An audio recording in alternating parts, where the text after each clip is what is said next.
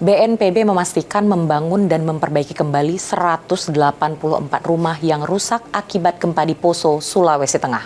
Kepala BNPB Letjen TNI Suharyanto pada Selasa 19 Agustus menyebut pembangunan ditargetkan rampung dalam 3 bulan.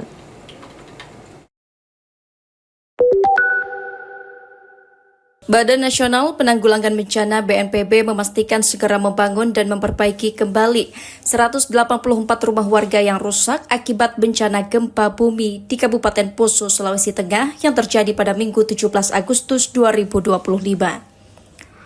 Dalam tinjauan langsung ke lapangan Selasa 19 Agustus, Kepala BNPB Letjen TNI Suharyono mengatakan, dari ratusan rumah yang rusak, terdata jumlah rumah rusak berat kurang dari 20 unit.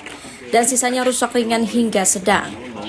Selama menunggu proses pembangunan yang ditargetkan rampung dalam 3 bulan, Suharyono menyebut warga dengan rumah rusak berat dapat mengontrak atau mengungsi di tempat lain. Dan bagi warga dengan rumah dalam kondisi baik dapat kembali ke tempat tinggal masing-masing.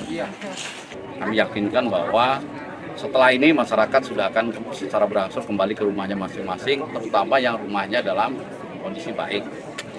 Untuk yang rusak, ini ada beberapa solusi.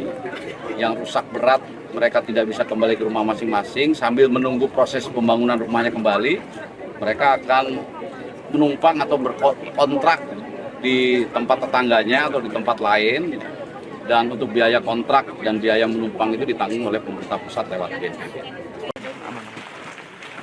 Berdasarkan pengamatan ahli gempa, Kepala BNPB menyebut telah terjadi 78 kali gempa susulan dengan skala magnitudo di bawah 3. Untuk itu dipastikan situasi di Poso sudah aman sehingga warga dapat beraktivitas kembali.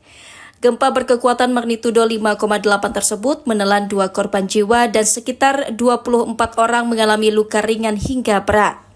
Tim kantor berita Antara mewartakan.